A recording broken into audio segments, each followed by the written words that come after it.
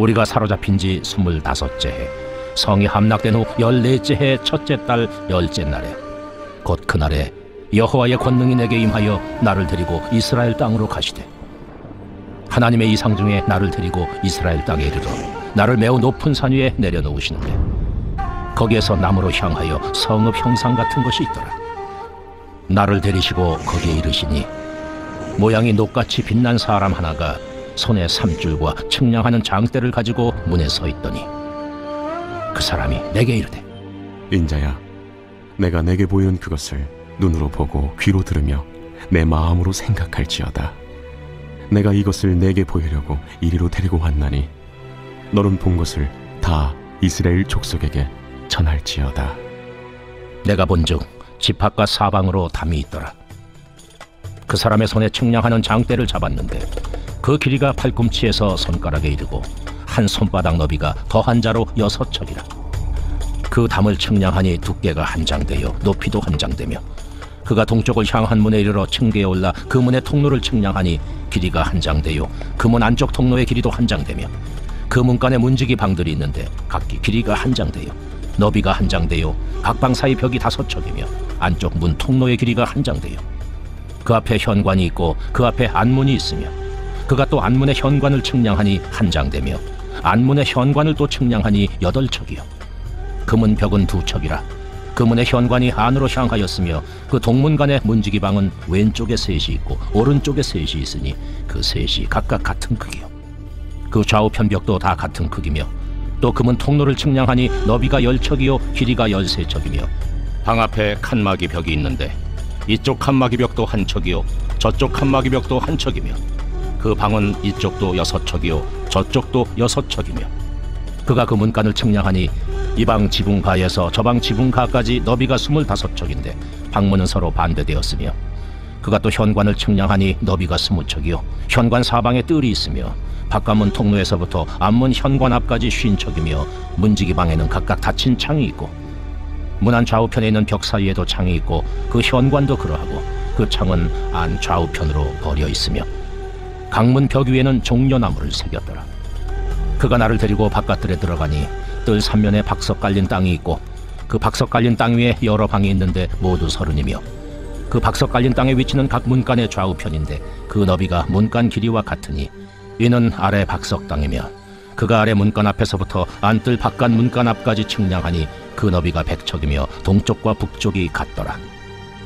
그가 바깥뜰 북쪽을 향한 문간의 길이와 너비를 측량하니 길이는 50척이요 너비는 25척이며, 문지기 방이 이쪽에도 셋이요 저쪽에도 셋이요 그 벽과 그 현관도 먼저 측량한 문간과 같으며, 그 창과 현관의 길이와 너비와 종려나무가 다 동쪽을 향한 문간과 같으며, 그 문간으로 올라가는 7층계가 있고 그 안에 현관이 있으며, 안뜰에도 북쪽 문간과 동쪽 문간과 마주대한 문간들이 있는데, 그가 이 문간에서 맞은쪽 문간까지 측량하니 100척이더라. 에스겔이 포로로 끌려온 지 25년, 예루살렘이 함락된 지 14년째 되던 해에 하나님은 에스겔을 이스라엘 땅으로 데리고 가십니다. 역사적 연도로는 BC 573년으로 추정이 되는데요. 에스겔의 특징 중 하나는 성전의 회복, 제사장직의 회복을 중요시 여긴다는 것입니다. 오늘 본문인 40장부터는 하나님께서 에스겔에게 성전의 모양을 보여주시면서 성전의 회복을 중요하게 여기시는 에스겔의 특징을 보여주기 시작하십니다. 예루살렘이 함락되고 14년이 지난 시점이라는 것은 포로 생활을 한 지 꽤 오래되었다는 것을 뜻합니다. 아마도 바벨론의 생활이 익숙하고 어느 정도 정착이 되었을 때였을 것입니다. 그런 시기에 하나님은 에스겔을 부르셔서 이스라엘 땅으로 데려가시고는 큰 성읍 하나와 녹같이 빛난 사람을 보게 하십니다. 하나님은 에스겔에게 다시 세워질 성전을 보여주시면서 본 곳을 다 이스라엘 백성들에게 전하라고 하십니다. 바벨론에 살고 있고 그곳을 터전으로 삼고 있지만 이스라엘 백성들의 정체성은 하나님의 자녀라는 것을 깨우쳐 주기 위함이라고 볼 수 있죠.